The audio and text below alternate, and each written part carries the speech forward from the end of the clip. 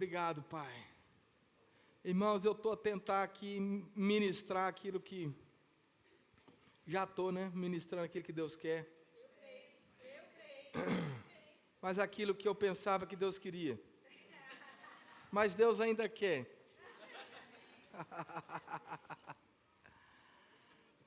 Influência, irmãos, influência.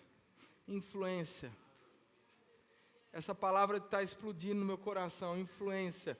Aumento, influência, influência.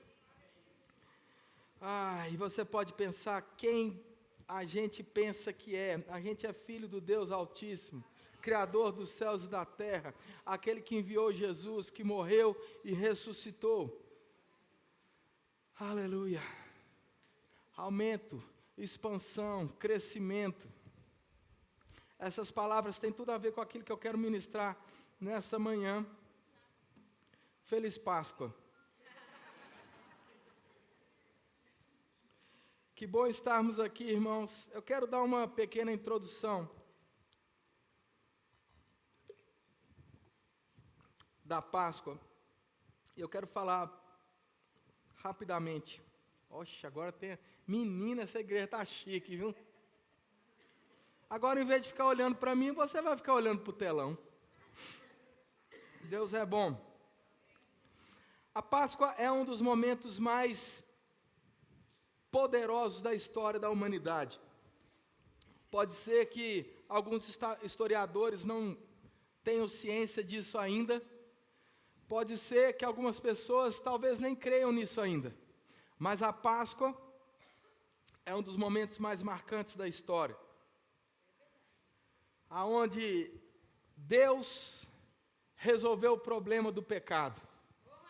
Aonde Deus abriu as portas para que eu e você tivéssemos um caminho de volta a Ele. O problema da humanidade não é o pecado, porque o preço do pecado já foi pago. Jesus já pagou o preço do pecado. O problema da humanidade é não ter Jesus, algumas pessoas. Porque assim que nós reconhecemos o sacrifício de Jesus na cruz, fazemos dele Senhor e Salvador das nossas vidas. Nós então vivemos um novo estilo de vida, uma nova vida é preparada e pronta para nós.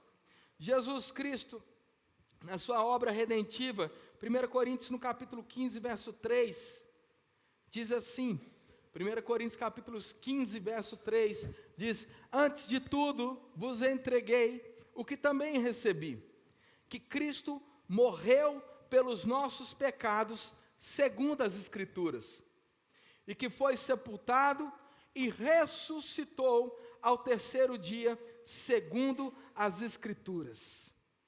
Já estava escrito, o homem peca depois de criado, o homem que foi criado para adoração, para relacionamento com Deus, o homem não tem nenhum outro propósito maior do que esse, se relacionar com Deus. O homem nunca será feliz sem Deus. O que faz o homem feliz não é dinheiro, não é ter um bom carro, não é ter um bom apartamento. O que faz o homem feliz de fato é uma natureza recriada, é mudar por dentro. É quando ele decide abraçar a vida de Deus. E a vida de Deus o transforma, e ele então nasce de novo a imagem e semelhança do Criador. O homem foi criado para adorar a Deus. E quando o homem não adora a Deus, ele não se encontra, ele não é pleno, ele não é 100%. Por isso tantas buscas, tantas religiões, tantas atitudes extremas do ser humano. Alguns vão para a bebida, outros para as drogas, outros para pornografia, mulheres, tentando suprir aquela falta que só tem um encaixe. A luva perfeita de Deus. E aí, o homem depois que peca, Jesus, então, a Bíblia diz que, Deus, a Bíblia diz que na plenitude dos tempos, não foi um tempo qualquer, foi um tempo estratégico, um tempo perfeito. Deus então envia Jesus. Jesus Cristo então vem, e a Bíblia diz que ele era a expressão exata do Pai. Ele veio mostrar à humanidade quem Deus era de fato. Havia uma confusão, muitas pessoas pensavam que Deus, ainda hoje pensam, elas pensam que Deus promove o bem e promove o mal. E aí Deus vem nos mostrar que Ele, a expressão exata de Deus, Jesus Cristo, não precisa das armas do diabo, o mal, para ensinar nada a ninguém. Jesus Cristo vem à terra e Ele nos mostra quem é Deus. Ele nos mostra o caráter de Deus, um Deus bom, um Deus fiel, um Deus que cura, um Deus que não suportava ver doença, Ele ia e curava, um Deus que não suportava ver falta, Ele ia e multiplicava os pães, um Deus que não suportava ver o sofrimento da humanidade, porque Ele sabia, Ele estava lá desde o início, Ele, o Verbo que se fez carne, o Verbo estava lá desde o início, desde a criação, desde Gênesis. Jesus não de repente aparece na história, não, Ele era, é e será para sempre. Ele conhecia a humanidade, Ele conhecia o propósito, Ele conhecia os bastidores da criação. E Ele sabia por que eu e você fomos criados. E Ele sabia que eu e você não estávamos a viver o nosso propósito plenamente da terra. Então, vem Jesus na plenitude dos tempos. Ele nos mostra quem é Deus. A expressão exata de Deus. Não mais a sombra, não mais algo que parecia com Deus, mas a expressão exata. Aquele quem Deus era de fato. E Ele chegou a dizer em João 10:10, que Ele veio para nos dar vida e vida em abundante, enquanto o outro, o ladrão, o mau, o enganador, veio para matar, roubar e destruir. E Ele veio nos mostrar, Ele veio dividir esses conceitos, porque lá em Êxodo, por exemplo, Moisés, ele não tinha a consciência exata disso, e ele pensava que era Deus que matava. O Velho Testamento, a sombra, é cheio dessas, cheio dessas frases, mas Jesus ele foi muito bem claro, e Ele disse que quem veio para matar não foi Deus, quem veio com esse propósito de destruição não foi Deus, quem veio para roubar, não só recursos financeiros, mas felicidade, paz, roubar o ser humano da sua identidade, de quem ele verdadeiramente era, não foi Deus, mas Deus veio através de Jesus para nos dar vida e vida em abundância, aleluia. De repente, continua a história, e ele começa a falar coisas diferentes, como, olha, eu vou morrer, e vocês vão comer da minha carne e beber do meu sangue. Aquilo parecia estranho aos olhos daqueles religiosos, que pareciam ser os donos da teologia.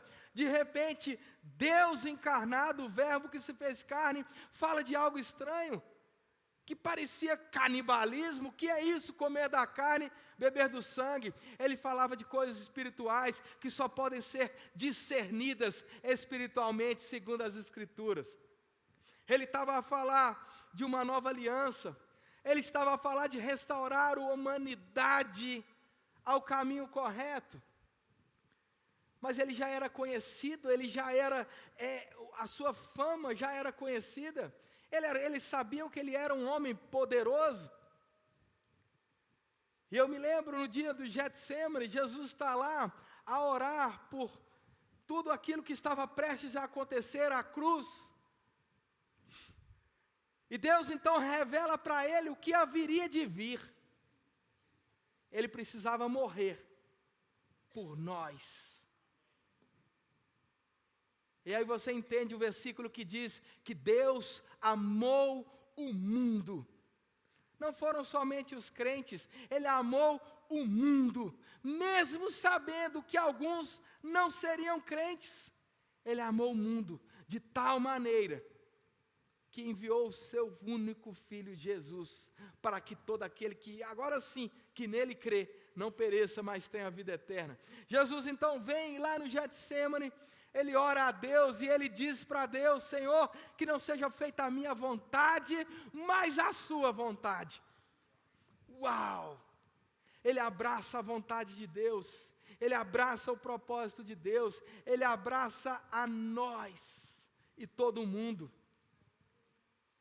Ele abraça aquele que o assassino. Ele abraça as pessoas que a gente às vezes não chegaria nem perto. No seu infinito amor, ele morre também por estes.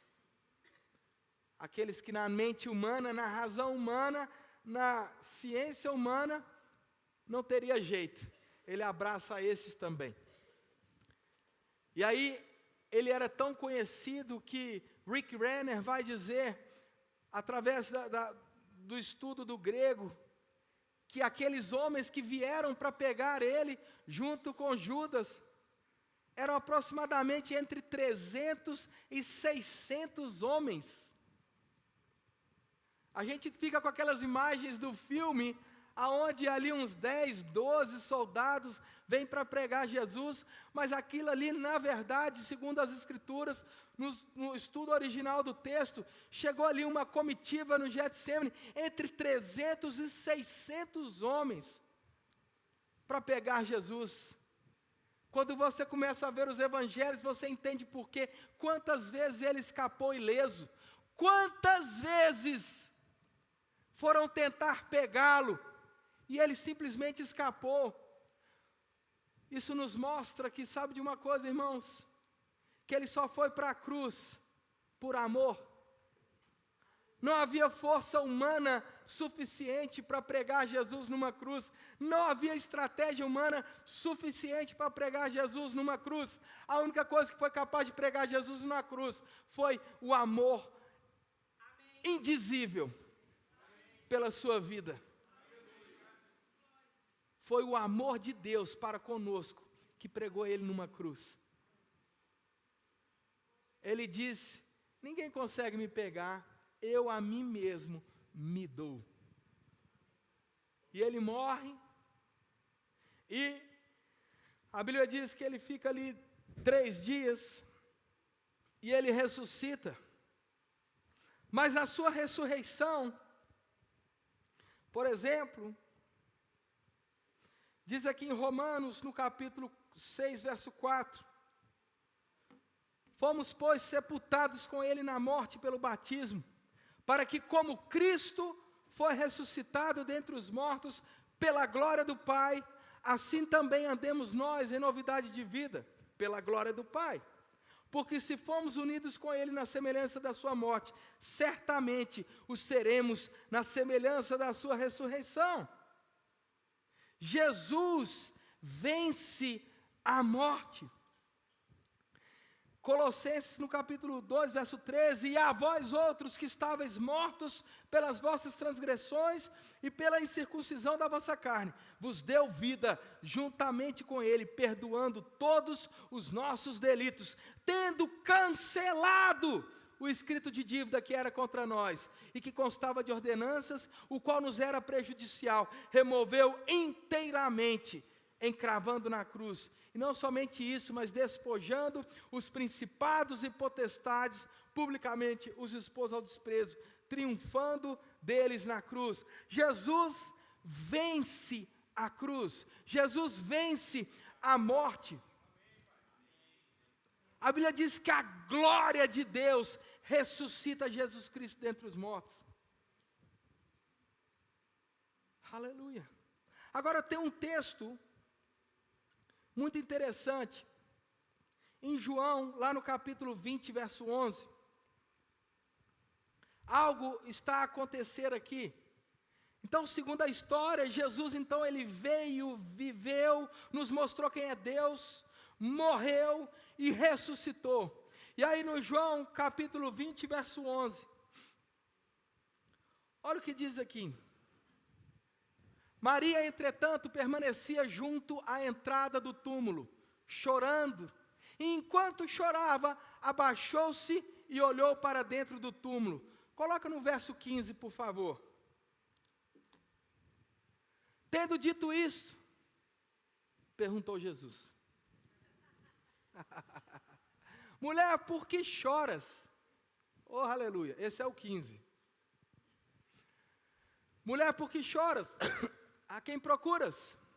Ela, supondo ser o jardineiro, respondeu: Senhor, se tu o tiraste, dizendo-me onde puseste, eu o levarei. Olha o próximo versículo. Disse-lhe Jesus: Maria. Ela, voltando-se, disse em hebraico, Rabone, que quer dizer mestre. O próximo versículo, por favor. Recomendou Jesus, entretanto, não me detenha. Texto original, não me toque. Porque ainda não subi para o meu Pai.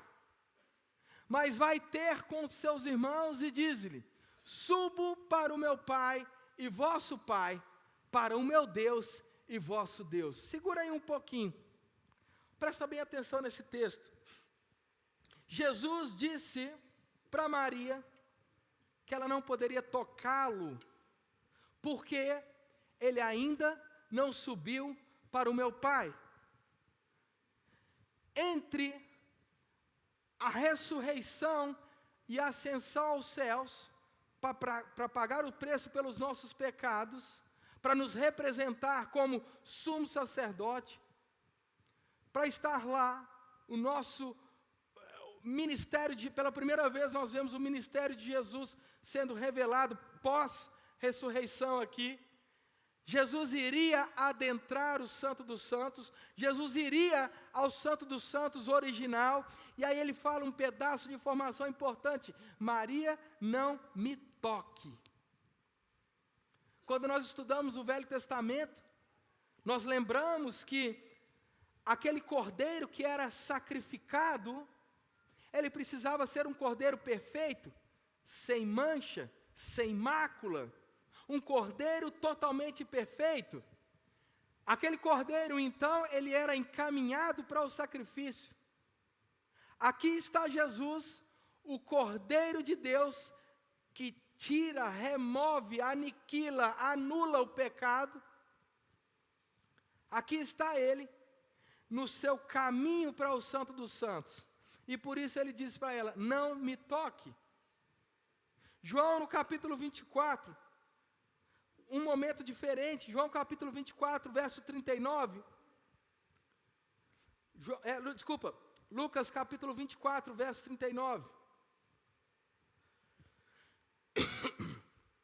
Jesus, ele diz assim aos discípulos: vede as minhas mãos e os meus pés, que sou eu mesmo. Apalpai-me e verificai, porque um espírito não tem carne nem ossos, como vedes que eu tenho. Momentos diferentes da história. Agora, Jesus manda tocar. Quando vê Maria, ele diz: não me toque.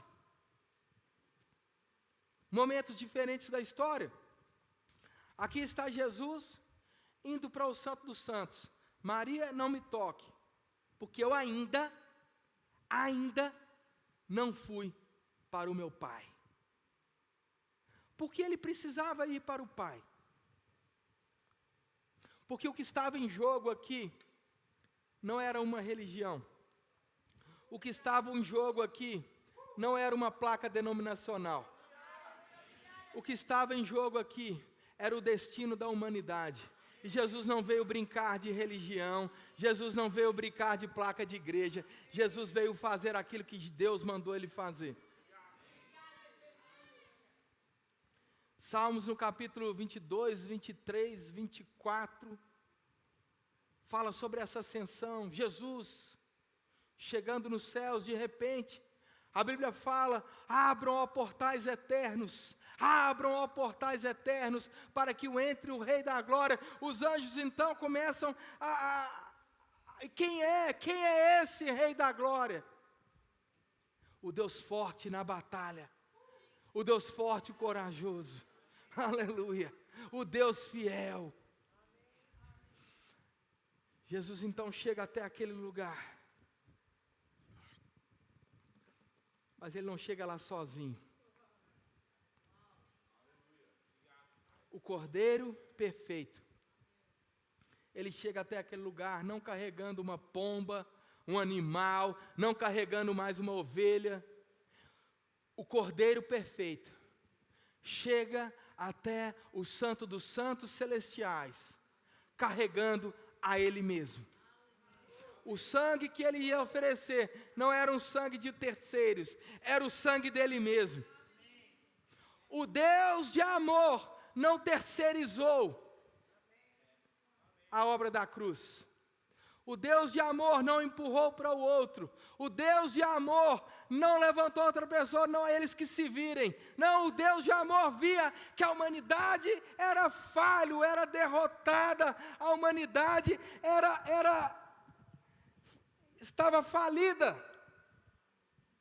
E não tinha condições nenhuma de se reerguer. Então, o Deus de amor, Ele mesmo, vem para a terra como um homem.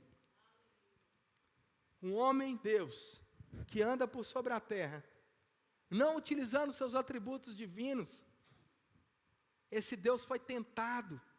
Jesus, Ele é tentado. E Ele foi tentado de verdade. A autoridade havia sido passada para o diabo, e é por isso que o diabo diz: se prostrado me adorais, eu vou te dar a glória desse reino. Ele poderia ter aceito isso. Ele poderia ter decidido o caminho mais fácil. Ele poderia ter desistido de nós. E como é fácil desistir, quantas vezes nós desistimos dele por besteira. Não estou a falar de desviar da igreja, mas às vezes desistir de crer naquilo que ele está a falar conosco. Desistir do chamado, desistir do propósito, desistir de continuar declarando a palavra, desistir de continuar a orar. Ele não desistiu de nós.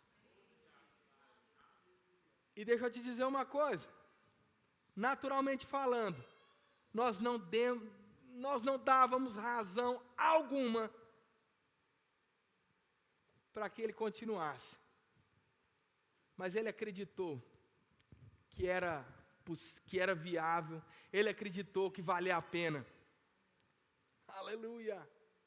Esse Deus então, Jesus, chega até o Santo dos Santos, paga o preço pelos pecados, a perfeita expiação pelos pecados. Agora, não precisava mais de uma vez por ano irem lá, agora era para sempre. O preço do pecado estava pago para toda a eternidade. Só que a Bíblia diz, em Gálatas, aleluia, Gálatas capítulo 2, verso 20, Paulo diz: logo já não sou eu quem vivo, mas Cristo vive em mim. E esse viver que agora tenho na carne, vivo pela fé no Filho de Deus que me amou e a si mesmo entregou por mim.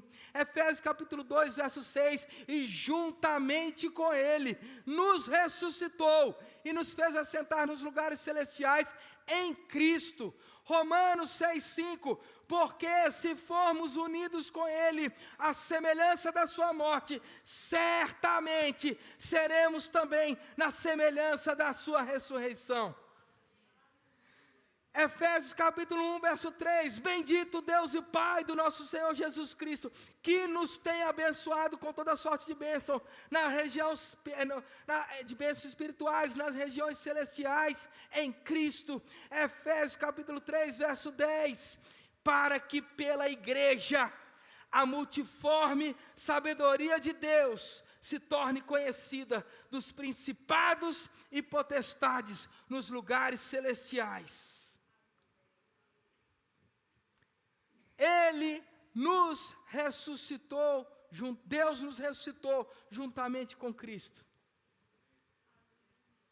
A obra da cruz foi completa, mas a obra da cruz, na minha vida, só é completa quando eu digo sim para ela. Jesus, ele pagou o preço pelo pecado? Sim. Jesus, ele abriu o caminho de volta ao Pai? Sim. Jesus, ele fez tudo que Deus poderia fazer. Deus não fez trabalho pela metade. Deus não fez 30% do trabalho. Ele fez tudo. E agora existe a graça disponível para cada um de nós. Mas eu preciso dizer sim para essa graça. Eu preciso dizer sim para Jesus. Eu preciso dizer sim para a cruz. Essa cruz, irmãos, está vazia. Essa cruz, ela não tem ali um corpo.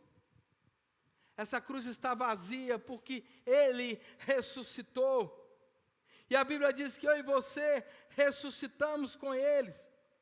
Por isso que Romanos capítulo 8, verso 37 diz: em todas essas coisas, porém, somos mais do que vencedores por meio daquele que nos amou. 1 Coríntios 15, 57, graças a Deus que nos dá a vitória por intermédio de nosso Senhor Jesus Cristo.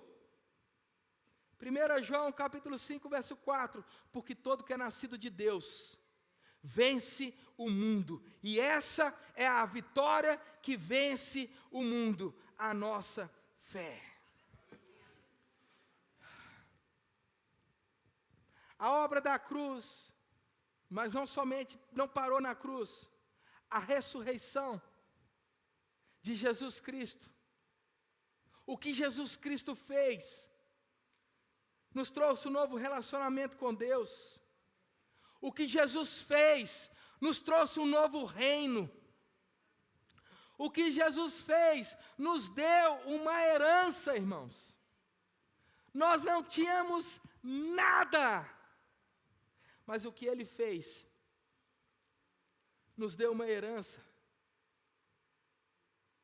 Por isso que o Romanos capítulo 8, 29 diz: porquanto aos que de antemão conheceu, também os predestinou para serem conformes à imagem do seu Filho, a fim de que ele seja o primogênito entre muitos irmãos. Queridos, deixa eu te dizer uma coisa. Nós podemos, num dia como esse, parar e olhar para a cruz e achar lindo. É maravilhoso o que aconteceu na cruz. Sem a cruz não éramos nada. Sem a ressurreição não éramos nada. Ele morreu e ressuscitou, para que tenhamos vida e vida em abundância. Como eu disse, Ele nos deu um novo destino, uma nova herança, um novo reino e um novo relacionamento com Deus. Mas existem duas coisas que a gente precisa entender, irmãos. Existe uma verdade posicional e uma verdade experimental. Existe uma vida de Deus que foi conquistada. Estamos lá espiritualmente falando, posicionalmente falando, estamos lá. Não existe mais nada espiritualmente falando nada melhor do que o que já temos. Somos as pessoas mais prósperas do mundo. Não por causa de dinheiro na conta bancária, mas por causa da vida de Deus que opera dentro de nós. Porque o Rei mora dentro de nós. Porque esse Deus que estamos a falar mora dentro de nós. Mas existe uma diferença entre experimentar Deus e simplesmente, entenda-se simplesmente, se conter com o posicional. Simplesmente entender, é verdade, eu sou salvo, é verdade, eu fui ressuscitado com Cristo, é verdade, Ele me abençoou, é verdade, Ele me prosperou. É tempo de trazermos essas realidades posicionais para uma experiência prática. É tempo de vivermos os resultados da redenção. É tempo de vivermos aquilo que Deus conquistou para nós. É tempo de vivermos tudo aquilo que Ele disse que é nosso. A realidade posicional, eu fiz essa anotação aqui, não é uma experiência ou uma expressão. A realidade posicional está acima daquilo que nossos olhos veem. A realidade posicional só pode ser acessada pela palavra de Deus.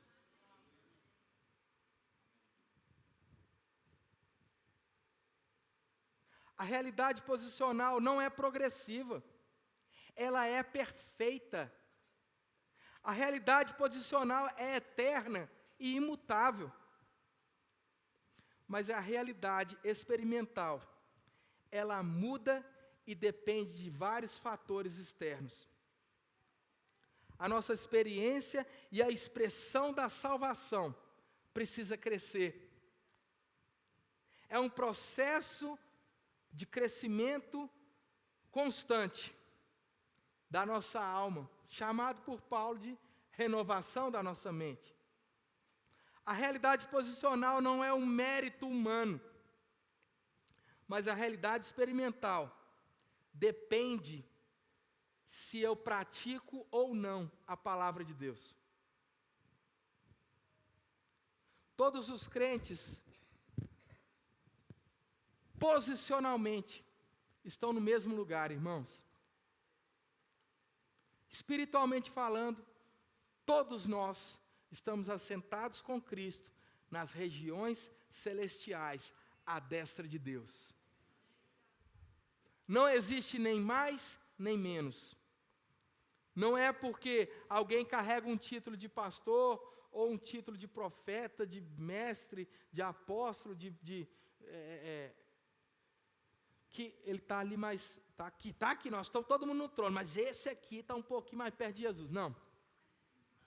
Estamos todos posicionados em Cristo, porque somos a igreja.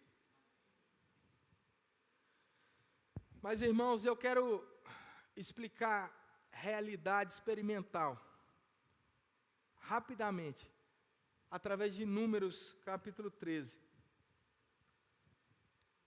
Eu não vou nem ler, você vai lembrar, os espias. Os espias foram enviados para espiar a terra. 12 homens, não eram homens qualquer, eram príncipes. Isso significa que eles tinham estudado as mesmas coisas, lido as mesmas coisas, ouvido as mesmas coisas. Mas como você sabe, 10 deles voltaram com um relatório natural. 10 deles ficaram com a informação que os olhos estavam a ver, que os ouvidos estavam a ouvir. 10 deles preferiam acreditar no medo do que acreditar naquilo que Deus tinha dito. O medo para 10 deles tinha uma voz muito mais volumosa. Aquilo que eles viam falava muito mais alto no coração deles do que aquilo que Deus havia dito, as promessas, o comissionamento divino. Só que 2 resolveram acreditar na palavra de Deus e experimentar a verdade posicional acima das circunstâncias, acima dos sentimentos, acima dos que os olhos viam, dos ouvidos ouviam. 2 deles tiveram a coragem de acreditar naquilo que Deus disse, apesar de todas as outras informações. 12 estavam na mesma posição diante de Deus. 2 viveram a posição.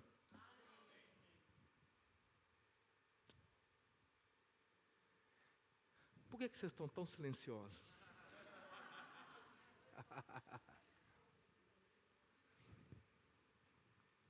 Eu não posso viver por você.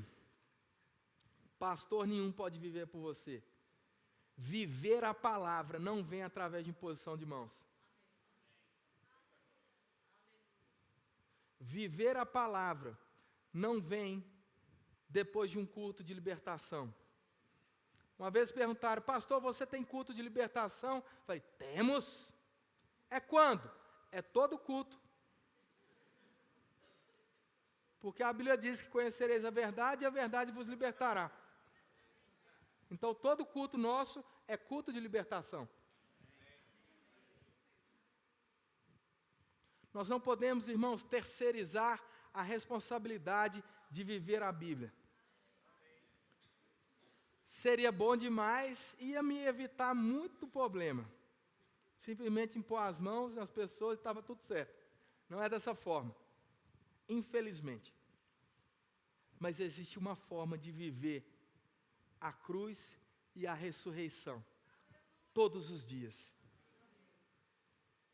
Quando isso deixa de ser um culto bonito e começa a ser vida na nossa vida. A maior homenagem que nós podemos fazer para Jesus no culto de Páscoa é viver o que Ele conquistou para nós. Podemos falar dele, irmãos, é maravilhoso falar da aliança, do pão, do vinho, do sumo de uva, no nosso caso. Mas melhor ainda é dizer para Ele: Pai, eu creio, apesar das circunstâncias. Pai, eu creio, apesar das circunstâncias. Se a Tua palavra diz, eu acredito e ponto final. Se a Tua palavra diz, eu creio e ponto final. Pai, pode estar acontecendo o que seja, eu não estou a ver nada. Pai, eu não estou a sentir absolutamente nada. Mas eu sei, porque sei que a Tua palavra é verdade, a Tua palavra é real. Porque não foi dita por um Deus que num dia está feliz, outro dia está triste. Não. Quem escreveu essa palavra foi o Verbo. Inspirador. E Ele é o mesmo ontem, hoje e vai ser para sempre.